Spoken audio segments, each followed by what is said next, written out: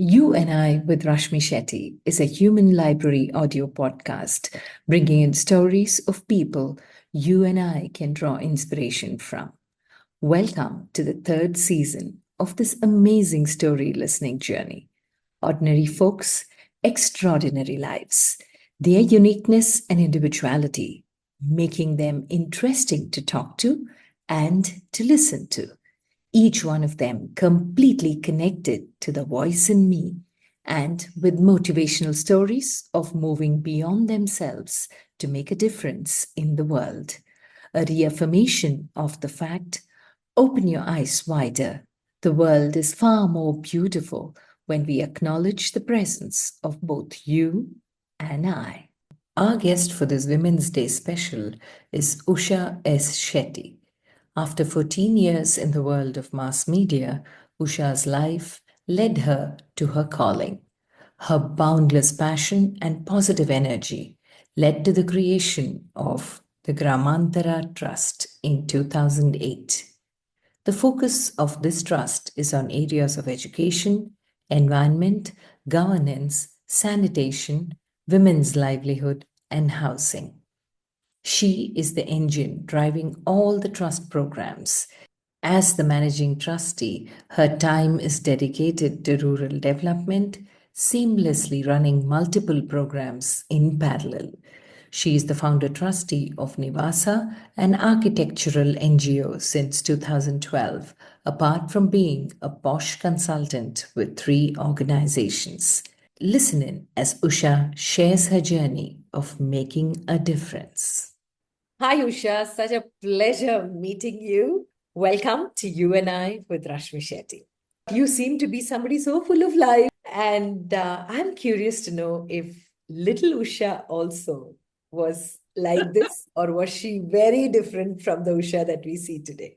So, Rashmi, thank you so much for your interest in me and my work. Thank you for having me and for deciding very symbolically. And it's an honor to be part of a podcast that is aimed for Women's Day.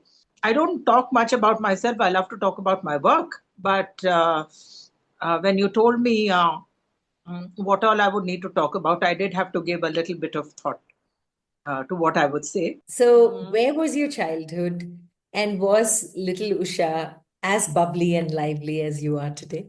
Thanks to the coincidence of our second names, Rashmi. Like you know, I'm from Mangalore and I've never grown up there. Both my parents happen to be from Padubidri, which is on the coast, halfway roughly between Mangalore and Udupi.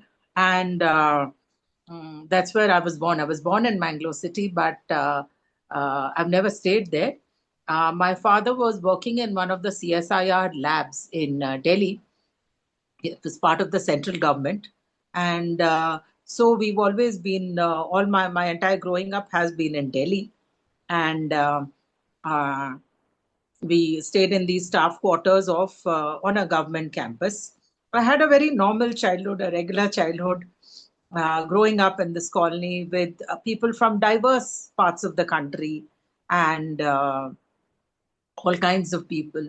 And probably one thing that did influence, I don't know in what ways, I don't analyze myself too much.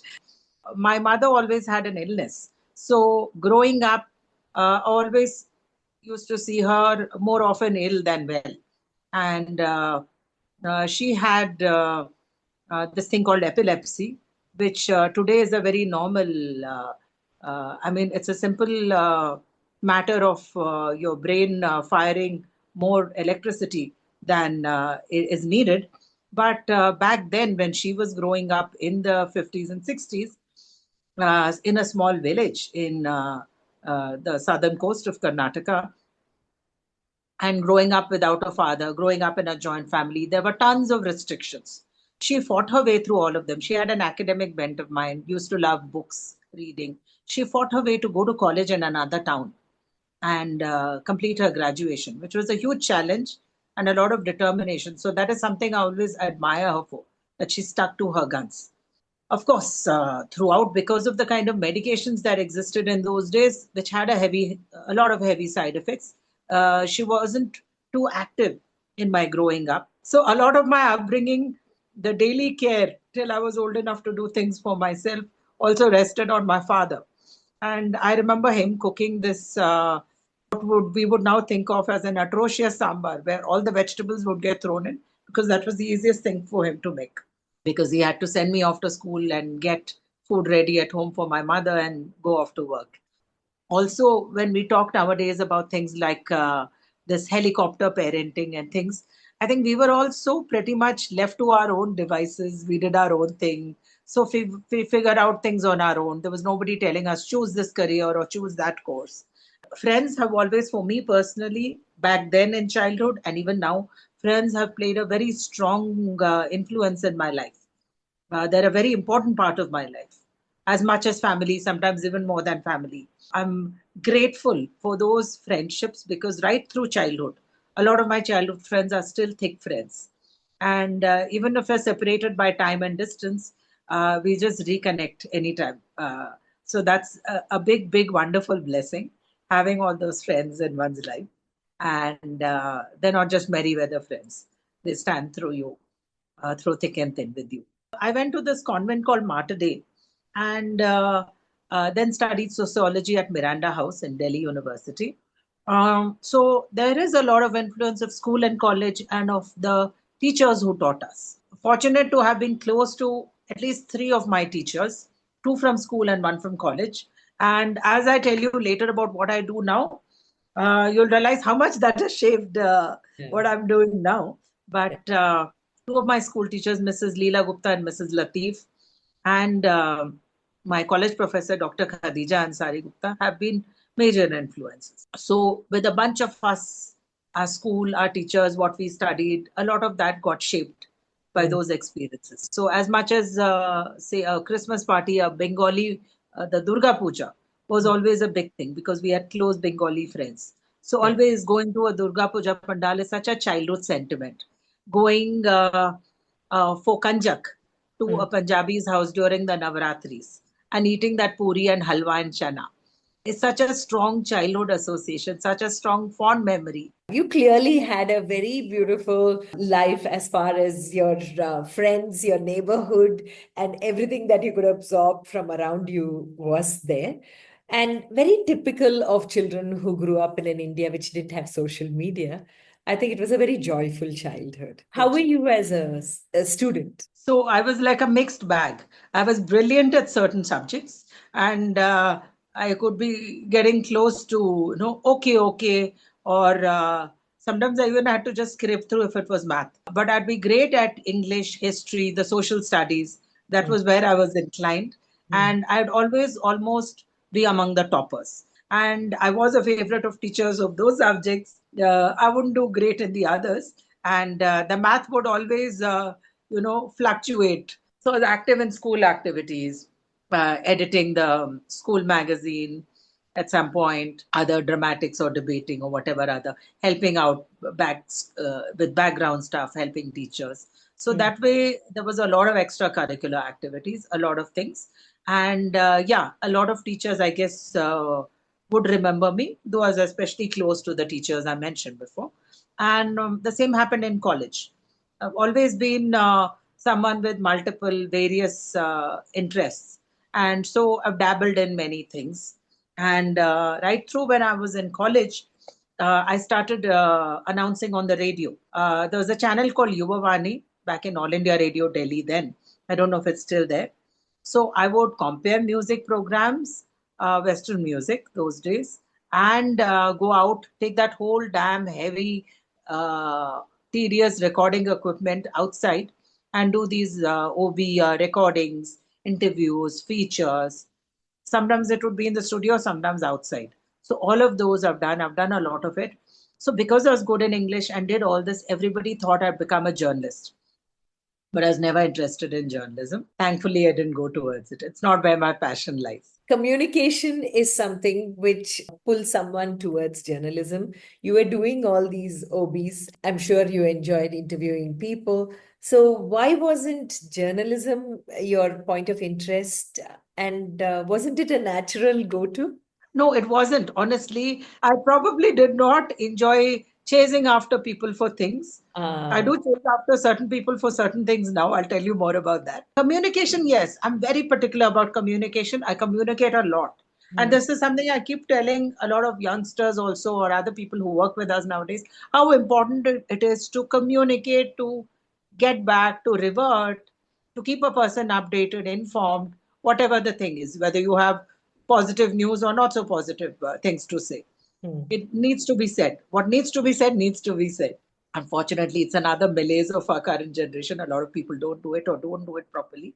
But Correct. yeah, I've always been strong on communication, which is why texting, talking to people, reaching out to people, and even writing. Now, the only writing I do is for my own trust, as well as writing about travel when I travel. Otherwise, no. Somehow it didn't, that love for communication and writing on English did not translate into journalism.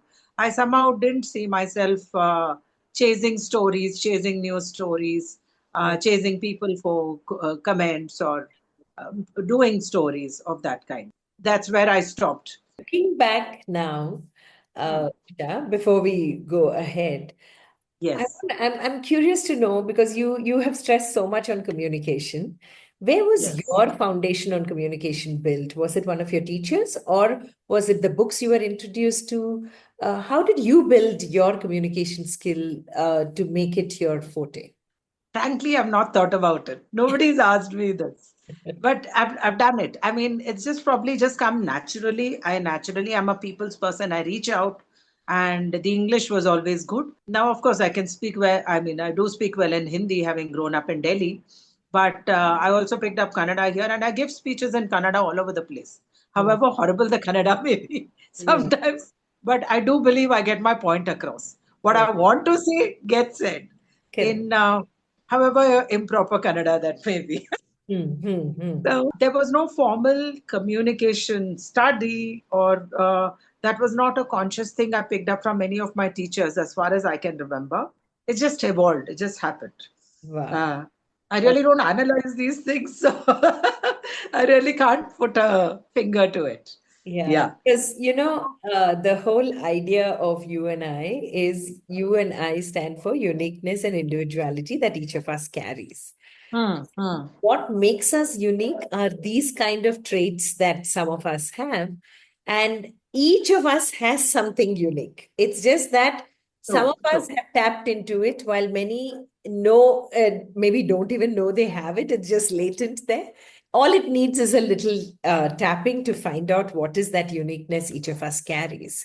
So in Yeah. your case, communication translated to expression through magazine editing, and then you moved on to radio, doing the radio programs part time.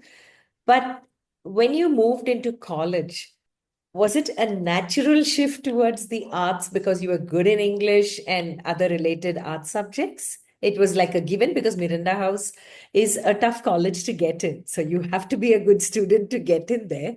That's the reason I asked you what was your student life like. Actually, there's a story there. Oh, go So, ahead, please. interestingly, yeah, I've always had a leaning for the social sciences. So that's why the two teachers I was close to, the three teachers I was close to, I am close to, one is thankfully still around, are the teachers who taught history, political science, and sociology. So those were my favorite subjects, and those are the teachers as closest to English also. English, yeah, I'm sure all the English teachers, if you ask them, would remember me, though I've not kept in touch with them. Yeah. But I mean, being in a convent, of course, you got a good creamy layer of teachers. So Yeah. that makes a huge difference. So what happened was that in my 12th standard, I got a compartment in economics. And that was a whammy out of the blue. And we didn't know what had happened. So we applied to CBSE for retotaling, for revaluation. I had, I think, I know, a 27 or something, 27 out of 100. It was a disaster. Yeah. And I wasn't going to get college admissions with that anywhere. Yeah. So I went round with my friends, going to the colleges, picking up applications, giving the applications. And so it was a most painful 2 weeks till I got my result back. Mm. And I did get it back, and I got a 72 in economics. There was a totaling error. Only person who was genuinely sympathetic and took my hand and told me, "Don't worry, we'll keep a seat for you. You get your result and come back. The seat will be here for you," was Professor Khadija Gupta, who was head of the sociology department in Miranda House. Yes. And so when I got my re-evaluated result, I went back to her and I got my admission in Miranda in sociology. Ironically, immediately after college, I did some months of work with All India Radio only, doing those programs and features, like I said, and then I joined Z News. So the question about the journalism, I actually joined Z News, but I did not want to go out on the streets or to places being a reporter. Being a reporter was definitely not what I had in mind. This was the daily news started by Rajat Sharma, and I was among the junior most. Me and another friend Khalid were the youngest on the team. We were 21 at that time, and we were both in research and production. I had to leave Delhi because I got married, which was a quick, sudden thing, and therefore I moved from Delhi to Madras. When it came to college, you were Huh. in a very beautiful Miranda. Beyond Miranda House, what was college life like when you look back today into influencing you in your thought process? Because sociology as a subject itself is something which makes you think very wide. It's not the microcosm, it's the macrocosm when we take it as a subject. So, what did the subject do to you? And you mentioned a particular teacher in college as well. What were some of the influences that stayed with you even while you're studying and beyond? It was like you said, it's not a minor thing, it's not limited. It Yeah. stretches to civilization, society, communities, why we are the way we are, how the world has evolved, how India has evolved. It encapsulates a bit of history, political science, anthropology, all of that, geography, all of that. And yeah, it really makes you think. I was very clear that is what I wanted to study. And there were the boring aspects like statistics, which you somehow had to get done with. Yeah. But then things like kinship, society, religion, uh, all of the political science bit about Marxism and other movements, all of that is so interesting and fascinating. And you draw parallels. You learn from that and you reflect on what's happening around you. Mm. And Khadija ma'am, who taught us a lot of Max and Weber and other things. She always wanted her students to look beyond the books and the classroom. She always encouraged us to look outside, look at what's happening around us.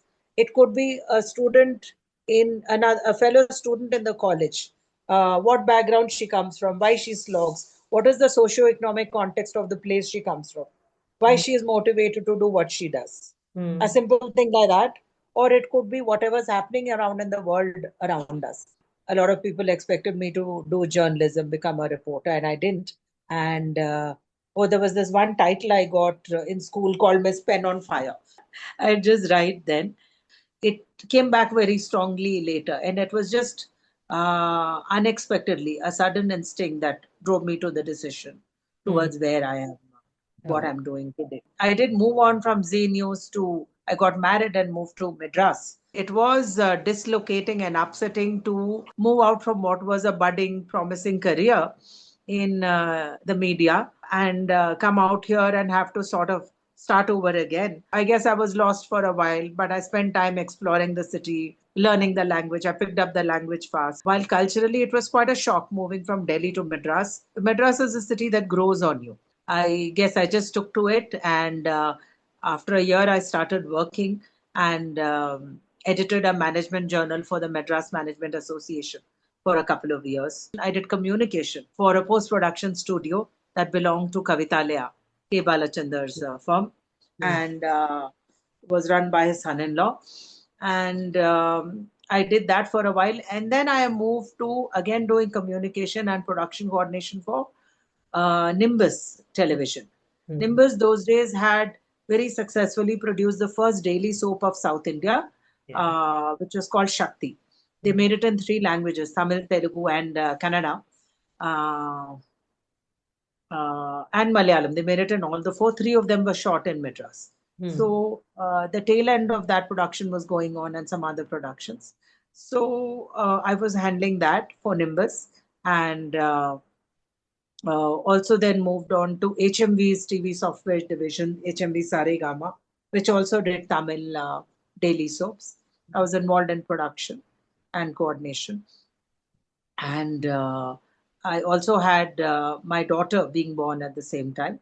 And a little after that, when she was 3, we relocated to Bangalore. My husband got transferred and we moved to Bangalore.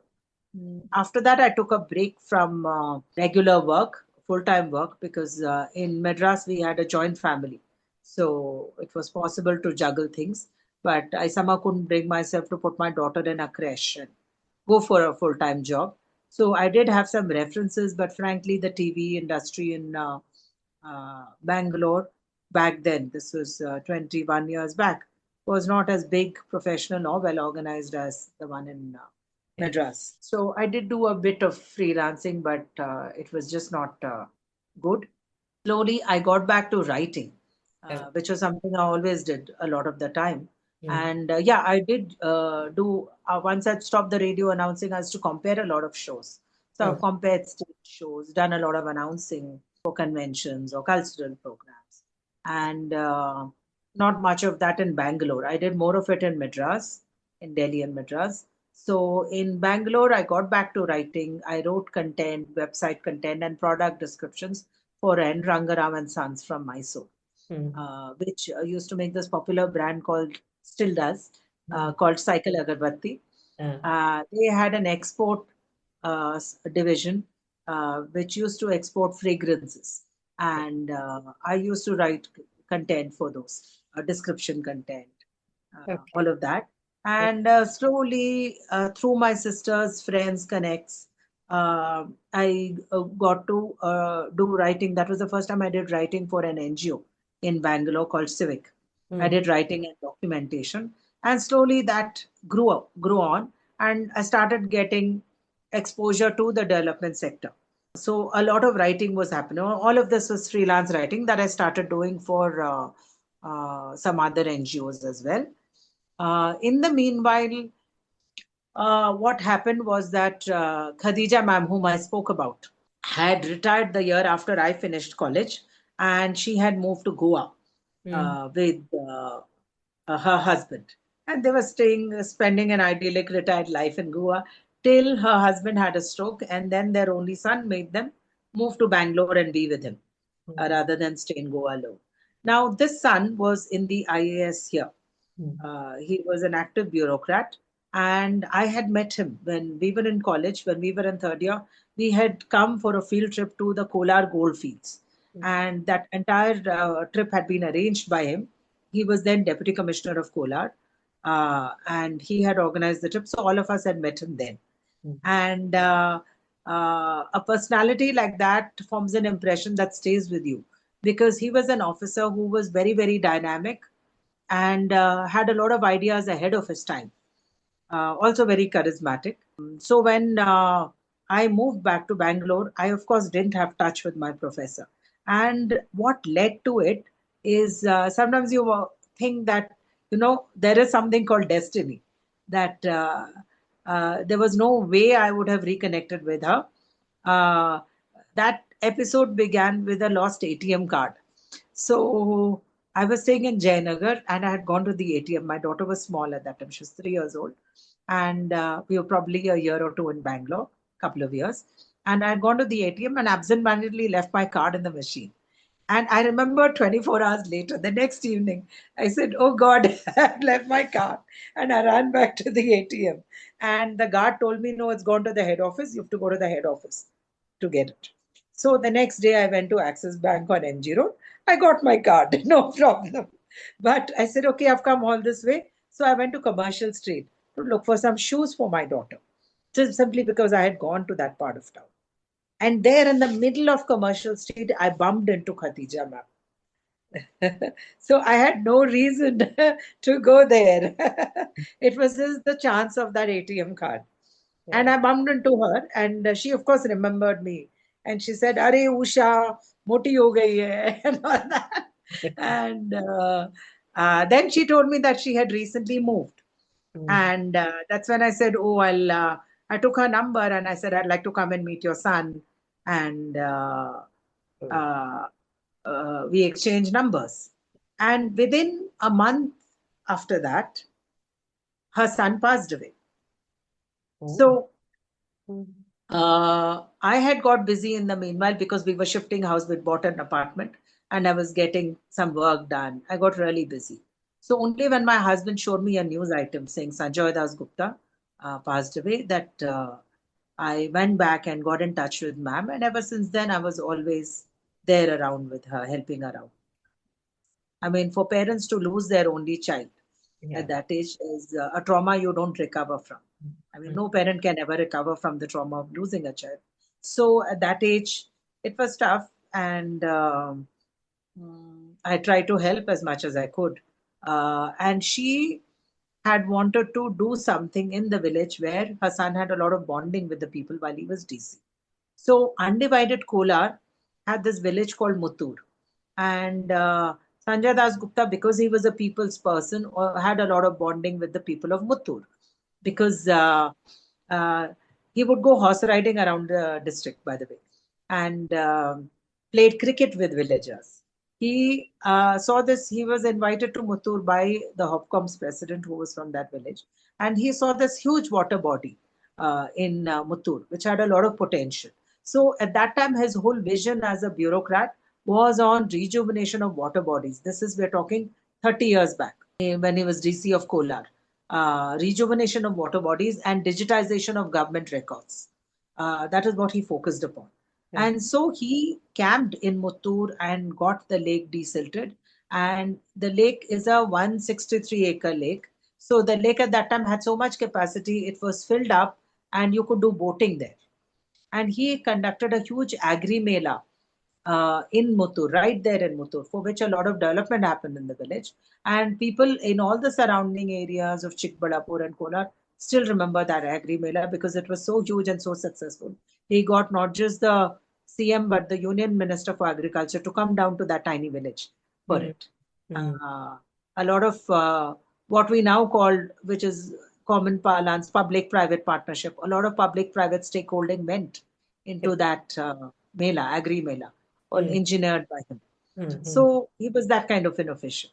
And with his sudden passing away, he had a lot of plans for Muttur village. He wanted to make it an intelligent village. And he would tell the villagers, we'll get Abdul Kalam to come and visit Muttur. So everything just came to a standstill after he passed away. Yeah. Then my professor wanted to set up a small thing because Sanjoy used to play cricket with the villagers. She wanted to set up a cricket tournament in Mm. his memory, her family. And she set up a bench with an inscription in his memory in the school, in the high school, for Mm. which he had allotted land. So that is where my contact with Muttur happened. And I just thought it was such a tragedy. Over the process of helping the family communicate with the village, I came into touch in the village, and I thought it was such a tragedy that this village could have gone on to becoming something unique had he been alive. Yeah. But everything just came to a standstill because of a sudden demise, and the village was losing that opportunity. And I don't know what it was that triggered a very, very strong instinct. It was just that one instinct to Mm. want to pick up and take up from where Sanjay Das Gupta had left off. Definitely at that point, I had no experience of the social sector. So, definitely not on the scale that he would have done. But it was just this totally strong instinct of wanting to do something to take it up. Whatever it's possible to do, whatever possible by one person. The theme for Women's Day 2025 is Accelerate Action. And your story now is in that point where you have taken it up and the action has got accelerated. There couldn't have been a more perfect fit for the theme of this year that we are celebrating, and you being the guest on the Women's Day. So tell me your story, as in how, from where Sanjay Dasgupta left it, you took it to the next stage of action to make Muttur what it is and your entire trust. Thank you, Rashmi. Very heartening to hear. Sometimes I may just repeat about some of the things I'm very passionate or feel strongly about. When you tell people simple things like stop using plastic covers or plastic bottles, and often they retort with, what difference can one person make? So one person can make a hell of a lot of difference. There was a Gandhiji who was just one person. It begins with one person, with a Nelson Mandela, with whatever. No, the answer to that is also that 10 million people think, what can I do? What can I alone do? And 10 million people use plastic water bottles and plastic covers and trash. So that's the flip side of it. This whole thing of one is about, what can one person do, which I strongly feel against. And the other thing is, I'm really honored and gratified that it's Women's Day and you've chosen to have this conversation with me because, again, that's something I feel very, very strongly about, that women have been so conditioned over the centuries into thinking and believing, gaslighting, that they cannot do so many things, that it's not possible. They must not. Often, unfortunately, the perpetrators are also women because they have also been conditioned similarly. And the conditioning is so deep that you do not even question it or think that it is not right, it is wrong, that it's not the normal way to be. So that is something I very strongly feel about. And I always, when I go and address girls in schools, I very strongly tell them always, don't ever let anybody tell you that you can't do this or can't do that. And don't let anybody tell you that you're only supposed to cook and clean and have babies and bring up babies. You can do a whole lot more and you can do it better than any man. Consciously or unconsciously, I mean, we don't do it as a policy, but a lot of our work in the trust does revolve around or with women. And I have seen this from personal experience that a lot of our people who are in the field, I mean, a large number of my members, including my trustees, are women. And when you entrust a responsibility to a woman out there in the field, my personal experience has been that it always gets done and it gets done better than it would with a man. I did not have any experience of the social sector when I began. So that was also the reason why I did not register an organization at that point, because I really did not know what I would do and how much I would do. So I thought, let me just test the waters and see.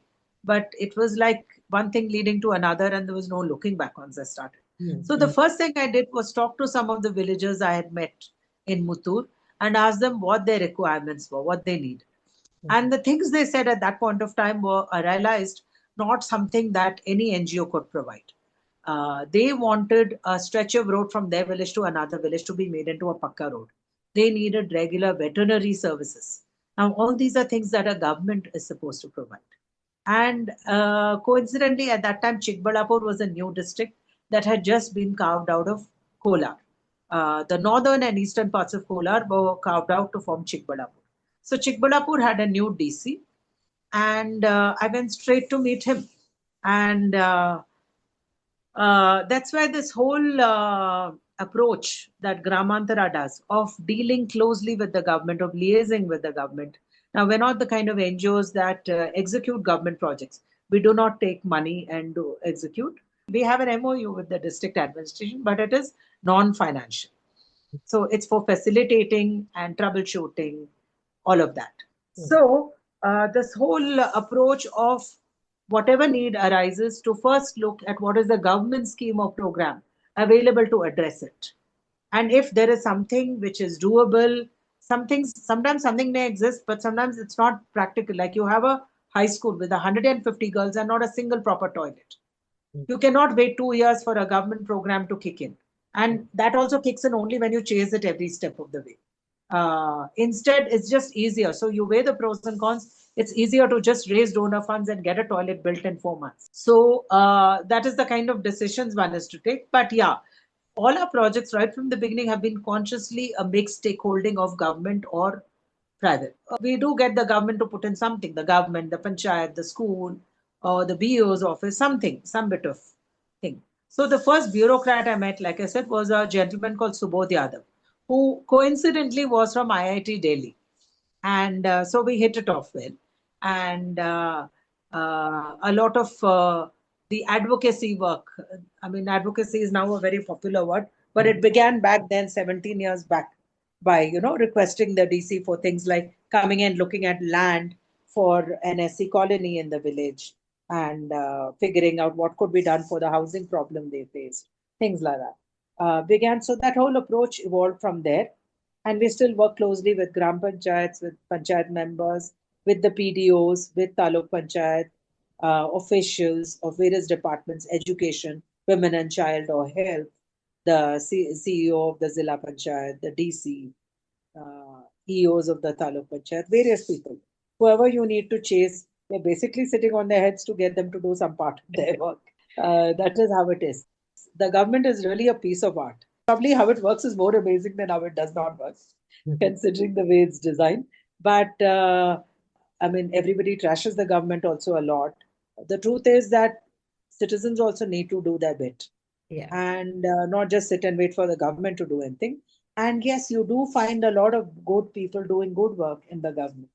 I have come across everything from PDOs to school teachers, HMs, staff, CEOs. Many CEOs and DCs who've gone through Chikbadapur have been extremely good officials, and I still keep in touch with a lot of them as they Mm. move on to other posts. Oh, So, yes, there is a lot of good if you want to do it.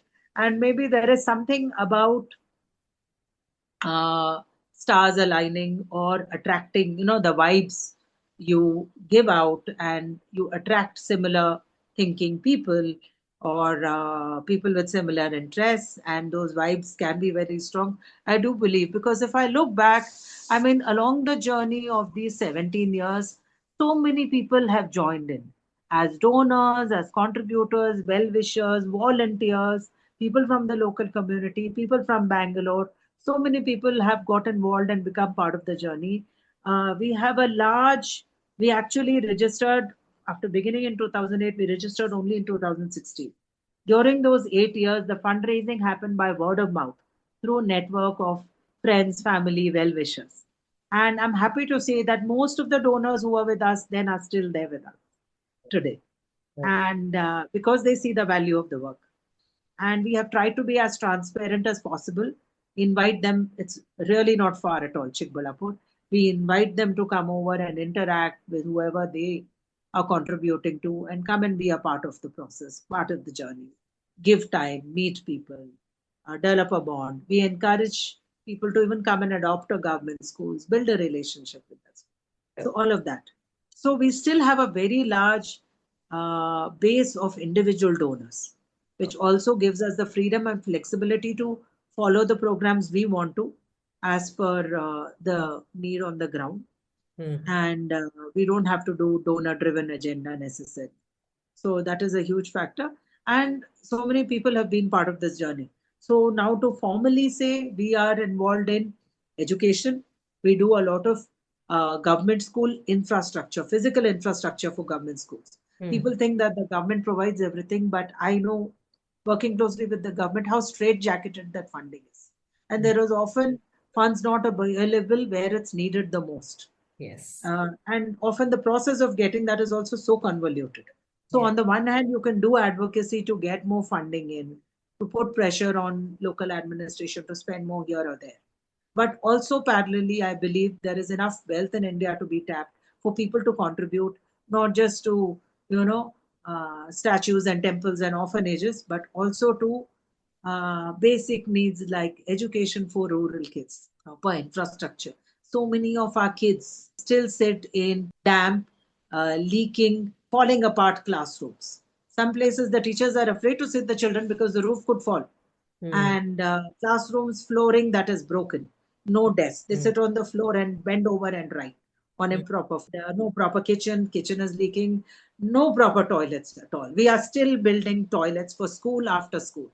We are still building toilets, building classrooms, providing furniture, painting, rainwater harvesting, building sumps, providing libraries and labs and outdoor play equipment, laptops. Laptops is a big thing we need. We ask for used laptops, we don't get enough. And it's not just for students, the staff needs a laptop because of the huge amounts of data they process on a daily basis and need to keep, the central government and the state government ask for tons of data.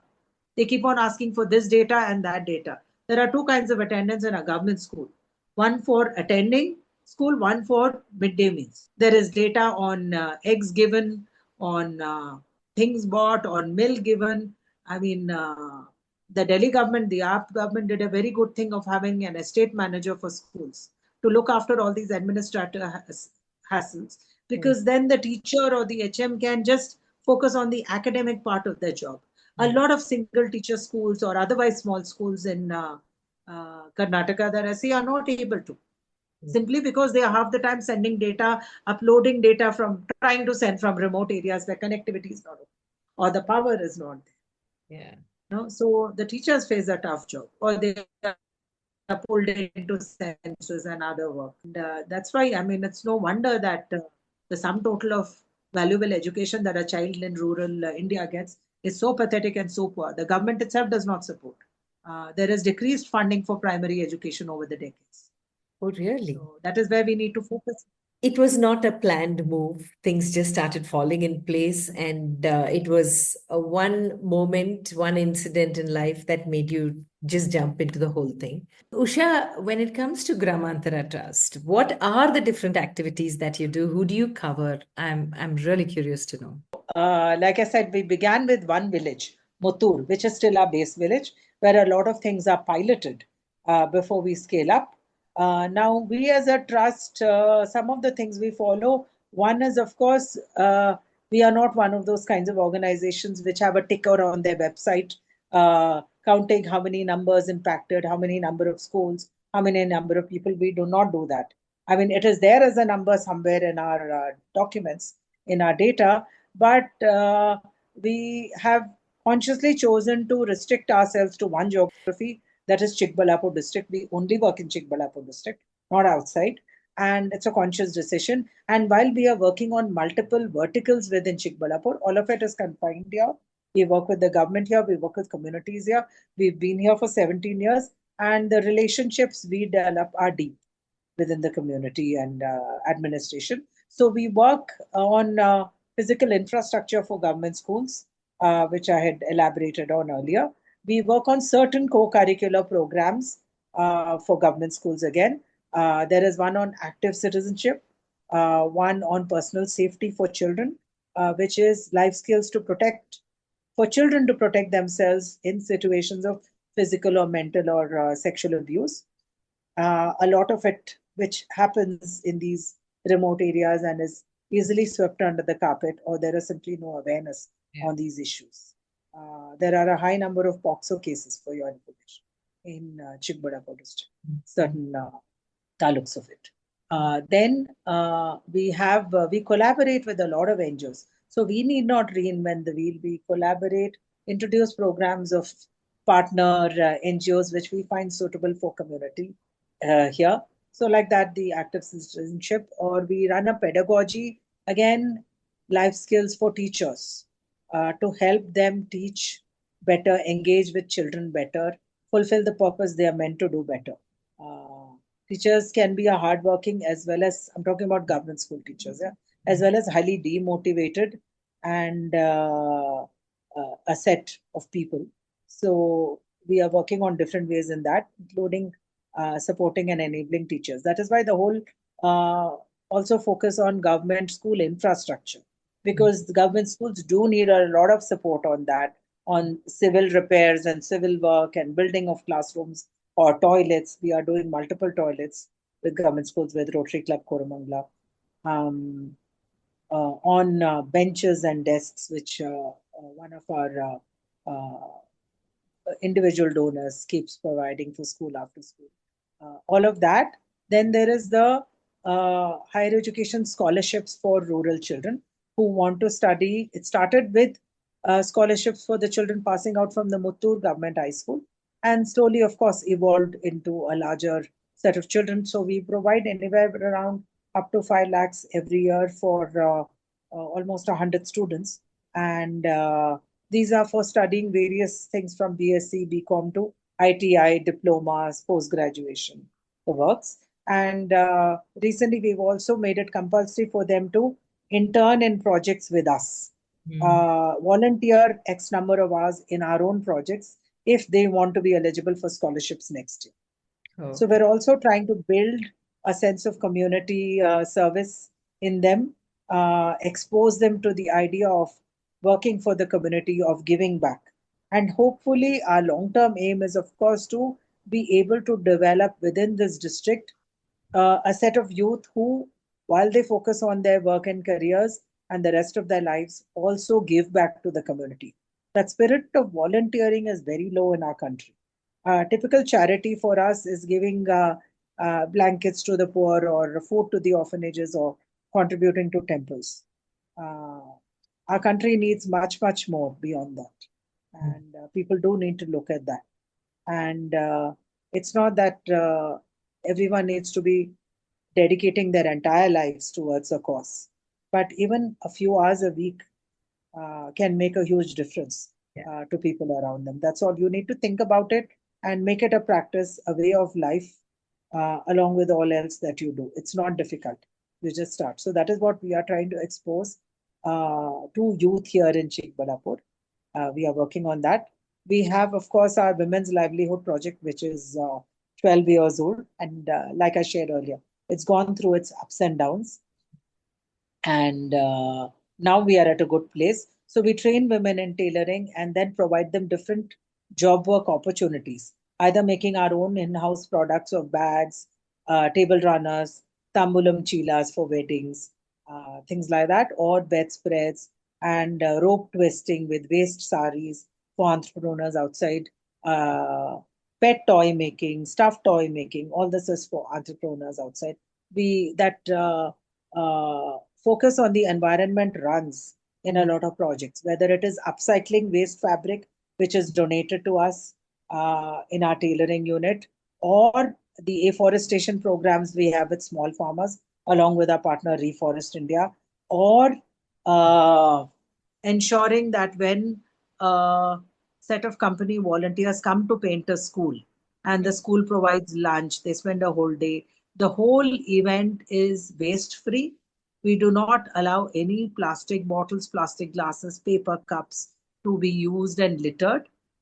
We provide within the budget given by the donor a set of reusable glasses. Of course, in rural areas, you have yele, banana yele. So we ensure this is something people who work closely with our trust are very aware of. The schools, school teachers, even government officials are whole harping on no waste, on no unrecyclable waste. So we consciously do that. And on a larger level, regarding the environment, we have been fortunate to get connected to IIT Madras from the Principal Scientific Officer's Advisor's Office in Delhi.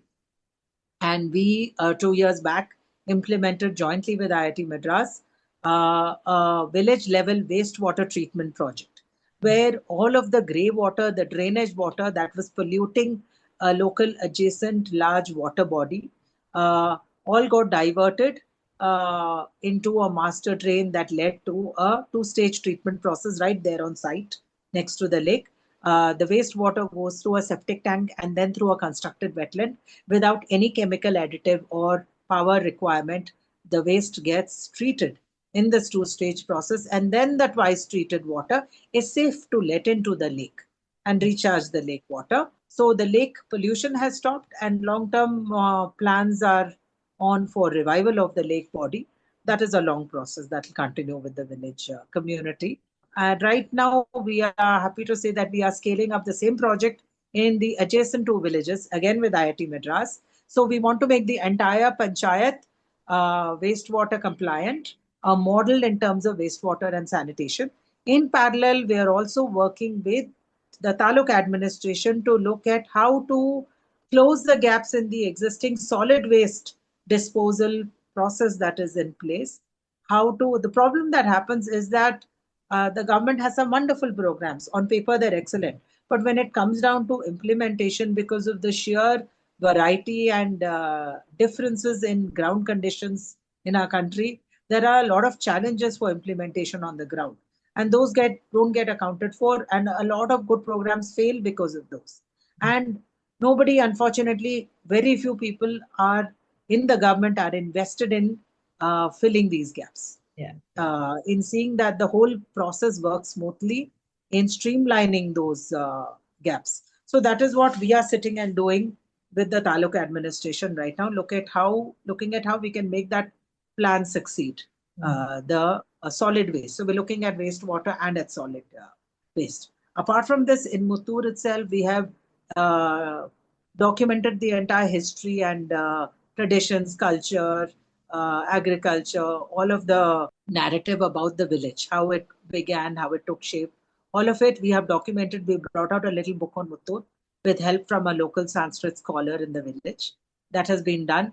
We restored a 100-year-old structure, a tiny 30 by 11 room that was lying in ruin, a mud and stone structure. Uh, I happen to be trustee on an architectural NGO called Nivasa. So, with Nivasa's help, 11 years back, we restored this little structure, and it was back then where our tailoring activities carried on in the village. And now it has become a sort of a library come office center for Gramaantara. And this little structure, mudstone structure, you must come and visit sometime, is adjacent to our wastewater treatment site. And we chose to develop the wastewater treatment site while all the work happens below the ground level. The above portion is like a garden. We did landscaping with whatever meager funds we had and built a pergola, lovely seating areas. It overlooks the lake. So, this is to give people the idea that a place where dirty water is being treated, where the waste of the village is being treated, need not be a place to abhor or shun. It can be a beautiful place because the process that's happening below the ground is a beautiful one. So, all of this has been done. And yes, this whole project was studied by the Rural Development Department of Karnataka. They sent their technical team. And then they, in last year's budget, announced a good outlay for it. And they are replicating it across 500 villages in Karnataka this year and plan to add more in the next year. So, their local Narega engineers, we got them trained by the IIT faculty who are responsible for our project. Last year, we got them trained, and we continue to facilitate more guidance for the department from IIT. So, all of this exciting work is happening in Gramaantara. However, many the heartbreaks or challenges, I mean, all of this work wouldn't be getting done if it weren't for the huge positive outcomes. There are all the material outcomes of so many schools where classrooms have been built or repaired, or toilets have been built, benches have been provided. So you go back and visit those schools and you see the physical outcome and the happiness that a child does not have to sit in a leaky classroom or bend on the floor, squatting, trying to write properly, uh, or that they have good toilets to use. Frankly, it's such a pathetic thing. We conduct this activity called Makkala Gram Sabhas, which are 4 hour, where children in a particular panchayat come together. These are held from November 14th to December 30th mostly. And they get together and interact with the local elected representatives in the panchayat as well as officials. So people from education department, labor department, whoever is concerned with children, social welfare, women and child all come. And children are asked to think about issues, things they see around them in the village, what is right, what is not working, and raise questions about those. So a child could raise a question about broken street light or drains not being working in their village, or a PHC doctor demanding a bribe, or the fact that their school compound lacks a compound wall, or lacks classrooms, or lacks toilets, or they don't have drinking water, all of these. And it is heartbreaking. We have been conducting Makal Gram Sabhas along with the help of our partner CMCA and the local panchayats. We get the local panchayats to organize this. Uh, we have been conducting these for the past 12 years. And it is heartbreaking that year after year, the maximum questions the children raise are about facilities in government schools. So, this is also why we go back in to do more, and why it is sad that both the staff and the students in a school cannot think about higher academic or other issues and are only limited to struggling every day to provide water and safe food and prevent vandalism of school property because they do not have a compound wall. It is a very sad reflection on the government's achievement in all these decades that children still lack basic facilities in the public education system. It is utterly sad and despicable. So, while this is happening, the outcomes of all those actions, some panchayat member telling me how uh, a Makal Gram Sabha that we conducted 5 years back had the result of bringing down the drug menace in that village because the child complained about it. How many schools we have seen, school after school, getting a compound wall or toilets or some small gap being rectified because of the Makal Gram Sabha? How a volunteer comes back and tells me uh, the satisfaction she gets out of empowering a bunch of girls with the knowledge of how to protect themselves in threat situations, on giving them, enabling them with life skills to protect themselves among adults who may be abusers, potential abusers. To be able to save a child from that potential risk, or even just making a difference to the income of a woman who is struggling to make ends meet, single woman, making a difference to her income by teaching her a skill that she can carry on for life, by providing her that work and being able to give, however small, an income to her month after month, because that income is a means of livelihood, dignity, and empowerment for that woman. And she can do great things with it going forward. Very, very true. So, I mean, there are any number of positives, but I think what we must uh, draw courage, inspiration, and sustenance to go forward from is our own internal sense of satisfaction and validation. We do not need, if we are convinced about something and are doing something because we love it, we do not need validation from the outside world. We do it because we are enjoying it and we feel we are doing good and we know it's making an impact. It's making a difference to the lives of people around us. Looking back now at the whole journey, are there moments like milestones which are the moments where you paused and you realized you're doing what we call life's calling or your purpose? Are there any stories or dialogues you've had with people where it reaffirmed to you that you are on the right path? What made you continue? Because it can be tiring. You get into it with the Josh, and nothing is formal.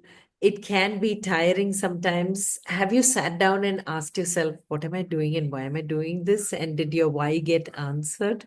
What are some of those milestone moments for you which reaffirmed you are doing what you're supposed to do? Back when I began, like it was me alone that time and a few villagers, and we started with some medical camps from Baptist Hospital. And after some time, people stopped attending those medical camps, and the Baptist team was giving us grief, saying what is happening, not enough people coming. And I remember one day going to the field, and those days I didn't take my car across. The first 2 3 years, I'd go by bus Mm. from Jayanagar to Majestic to wherever, Hebbal, change buses, take a Shitlagata bus, take an auto from there. I do that. I did that for 3 4 years. Uh, and reaching, I remember getting down at the adjacent village. Muttur is a little inside, and walking in that hot sun into the village. I couldn't get. Those days, I didn't even know about the auto connections there. So usually somebody from the village would come and pick me up. That day that person and another person were not available, so I was just walking it, and I was vexed, thinking, medical camps, the doctors are coming, people are not attending. What do I do? And then I thought I shouldn't have started this at all. Why did I have to open my mouth and tell a few people, the very few I told, that I'm doing this? I should have just kept quiet. And then out of the blue, from nowhere, an auto came and he said, Muttur ಹೋಗ್ಬೇಕಾ? I mean, ಎಲ್ಲಿ ಹೋಗ್ಬೇಕು? ಕರ್ಕೊಂಡು ಹೋಗ್ತೀನಿ. And he dropped me to Muttur. And that was the first positive thing that happened that day. And then in Muttur, I found, I think that was the day I met one of our first village workers, Mala, who then became the coordinator for our medical camps. And that was the second positive thing that happened that day. So from there, I mean, when you're down in the dumps, and this that was not, I'm giving you one example, that was not the only time it happened. From there, it's small things, but small little signs that, when things hit rock bottom, you come up. You Yeah. cannot keep on going south. You will come up. You Yeah. will rise again. So those are signs. So that was one example. There have been plenty of, the path is full of heartbreaks. So it could be anything from, I know, convening a meeting with Dr. Yelap Reddy. He's such a renowned environmentalist. With him, at that time, he had retired as Environment Secretary of Karnataka. And with him, and he had lined up these people from a Krishi Vignan Kendra. And I had called these village farmers for an interaction, and not a single one turned up, and I was almost in tears. And, things like that. It's not without its risks. I've had threats from panchayat members, from people who did not like, things shaken and stirred, who do not want status quo changed. So when we started an active citizenship program where children were encouraged to question what is happening around them, question why certain facilities were not being delivered, why entitlements which are meant for the poor are not being given. People did not like it, and there have been people who walked into those classes and asked, threatened and asked why we are stirring trouble. And somebody's threatened to come and damage my car, all kinds of things. All these have happened in the early years. While they do give you a good amount of tension, frankly, I have never thought of stopping. Never thought of stopping. It's never deterred me. It's a blip. I've had people behaving nasty with me. There are school teachers who it got into their heads that the one or two schools we were working with were getting everything, simply everything without even asking for it. And it went into their heads. And then when I started questioning why certain donated items were not being utilized, they didn't like it. They don't like it that they are being questioned about, they can do what they like with stuff that is given, disregard and disuse donor items, and they won't be asked, or they didn't like it that a woman was asking them questions. No? So I've been given a hell of a time by some of these people. And we learnt our lessons that way, learnt bitter lessons, but we learn and we move on. And there's no looking back. And looking back, frankly, now, I mean, all those bitter experiences, all those challenges strengthen you, they make you tougher. So there have been a lot of heartbreaks, a lot of time I've shed tears, but never once thought of giving up. There was one point we ran a women's livelihood program started in 2012, and about 7 years later, after having worked with the women in our base village for 7 years, it came to a point where everybody in my team, we had a good team of volunteers and resource persons from the city, told me to shut it down. Because again, this whole thing of, the attitude, working with women can be very tough because of the conditioning, because of the constraints they work under. And here, this is a livelihood project. And unfortunately, the set of women we were working with then had sort of taken it for granted, the work that was coming to their doorstep. All they had to do was stitch. We taught them tailoring, they made cloth bags.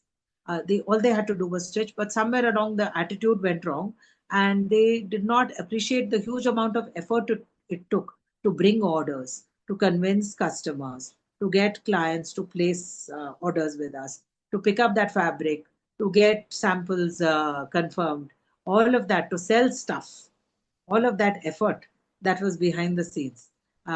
They were not appreciating, and it showed, the attitude showed in the quality of the output after 7 long years.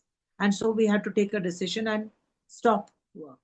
We stopped work in that village, and I moved the machines to the local taluk headquarter, where we had to you keep using the machines which were given by Rotary Koramangala, because the sewing machines otherwise go bad if they're not being used, if they're not in regular use. So our former supervisor taught tailoring to school students, high school students. It was a skill training program. We repurposed the machines.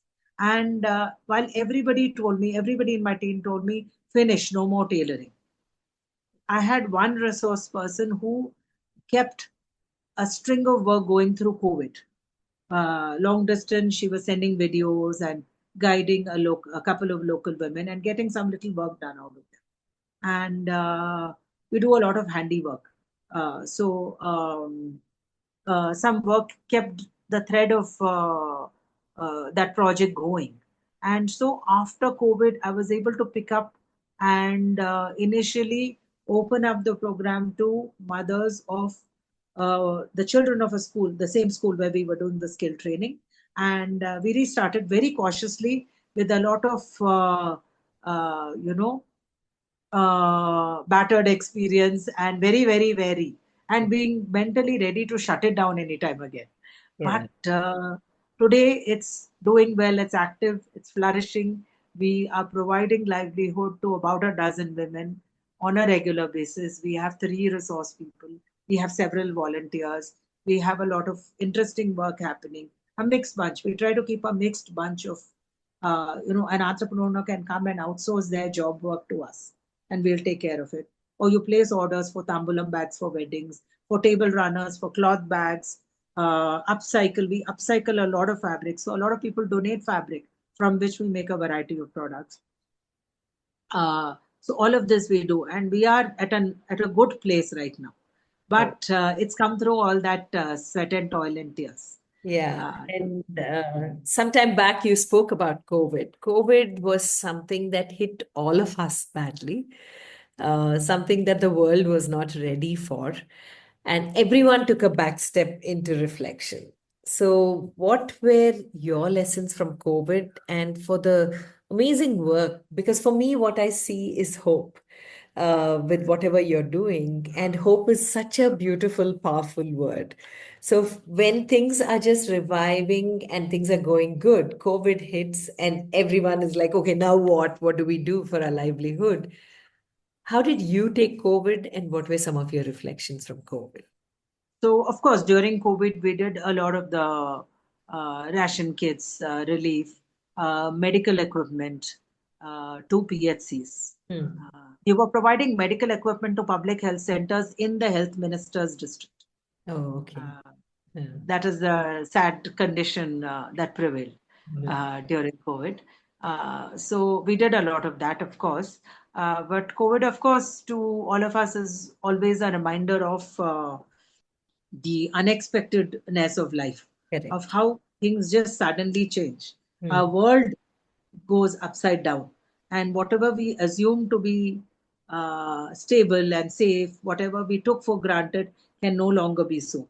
And how unexpectedly things can change, circumstances can change, and life just does an absolute 360-degree.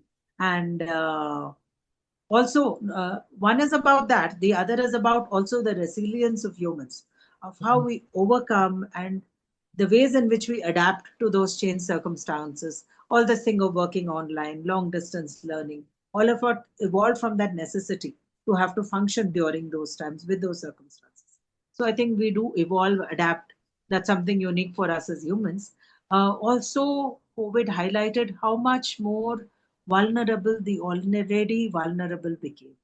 The Yeah. poor became poorer.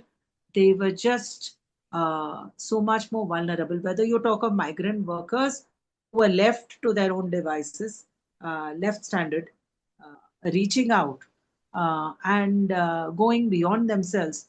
Just one example of that was this gentleman, Ranveer Ahmed, who runs Mercy Ambulance. It's a very brave initiative at a time of COVID when there was so much fear of being in any way associated with someone who'd had COVID. And here, his whole team of volunteers, they were picking up unclaimed bodies from hospitals, Mhm. doing last rites for people who could not get it done by their families. And whether it was Hindu, Muslim, Christian, they would do it as per the community's requirements. It's a terribly brave thing to do and such a noble thing to do. There are hundreds of examples, thousands of examples like this of people who have risen above themselves during COVID. And that is so many COVID warriors, true warriors, who've done this. So that is another side of humanity that came out. While there are lessons to be learned from both the negative and the positive, if we need to move forward and keep hope alive, it's the positives that we need to keep drawing inspiration. Being somebody who has really moved into action and seeing women day in and day out you're working with in all the different activities that you do through the Gramaantara Trust and the other work, what is that one thing you'd like to tell women, especially now that it's International Women's Day, that they should definitely do or look into themselves to find out. It boils down to a simple thing: believe in yourself. There is nobody who knows you better than yourself, and there is nobody who knows better what your dreams are, what your aspirations are, and what you think you can do. And never believe or never let any man tell you that you cannot. It is so important, even if everybody else loses faith, that you don't lose faith in yourself, and you keep that hope and that spirit up and know that you can achieve, because sometimes that is the only thing that will make it happen. That sheer willpower and that belief, that faith in oneself. And as we conclude the conversation, 3 life lessons, Usha, that you'd like to leave us with. So there's a bunch of little things I'll say. I mean, they are not major etched in gold life lessons, but it's small things. It's small things, but I think it shapes a lot of our life and attitude and how we respond to things around us, how we look at, how we view life. So one thing, probably, I mean, it's something that's come probably naturally, unconsciously to me, and I'm grateful for it, is this outlook of positivity, to look at the brighter side of things and to be grateful for all that one has. I mean, again, coming back to something I said earlier, that many of us who are so privileged and are fortunate to be able to have a good life, good education, access to so many good things in life, and to not know hunger or want or insecurity or fear or discrimination on a daily basis, it is a big blessing. It is a big blessing. It's a short life. I think we should be grateful for what we have, be positive about how our life is, and not sweat the small stuff. There are bigger things in life to, big battles to be fought, bigger things, big achievements to be won, bigger things to be achieved. We should really not be sweating the small stuff and holding grudges and being petty about things and looking for reasons to hate or dislike someone. Find common ground. See things you like. Look for positives in people. I think that is something I strongly believe in. Yes, I will reiterate here how important it is, even for every single person, to avoid using a plastic water bottle or a plastic carry bag, or wasting water or wasting resources on earth, to not recycle, to mindlessly consume and spend, and not think about others around, about the world around, and about the environment. We have become so selfish, the privileged among us, that we just don't think about the repercussions of our actions, thoughtless actions. We really need to reflect on every single step, every little habit, on wasting electricity, wasting water, wasting petrol, on everything that we do. We need to reflect. Also, on a more philosophical space, try to evolve as a person, to rise above, try to become a better person. It can be a small thing like trying to do one's own work more efficiently or better. Always constantly think about how I can do this better, how I can do something else better, how I can better this the next time. From there to evolving, working upon oneself as a better person. These are things I believe in. Wow. Thank you so much for giving us your time for this beautiful conversation and the wonderful, meaningful work that you're doing, Usha. May you be blessed and the entire tribe of volunteers with you and your team continue to inspire those around you because like I said sometime back, it's easy to sit and think and wait for the perfect moment. But what you have done is truly living up to what Women's Day's theme this time is accelerate the action. And once that acceleration begins, I think everything else starts falling in place because you kind of just inspire everything around you. Stay blessed. Happy Women's Day to you and continue to inspire. Thank you so much for listening so patiently to all my tales and digressions. And happy Women's Day to you too. And thank you for this great service you're doing of documenting this kind of work, because we are not very high on publicity ourselves. So we don't go out there on social media all the time screaming out about what we do. So thank you for bringing this out. Very, Pleasure. very grateful to you, Rashmi. All the very best, Usha. Thank you. With that, we complete this episode of You and I with Rashmi Shetty. Do let us know if you know inspirational people whose story needs to be heard. You can write in at rashmi.thethirdeye@gmail.com. That is rashmi.thirdeye@gmail.com.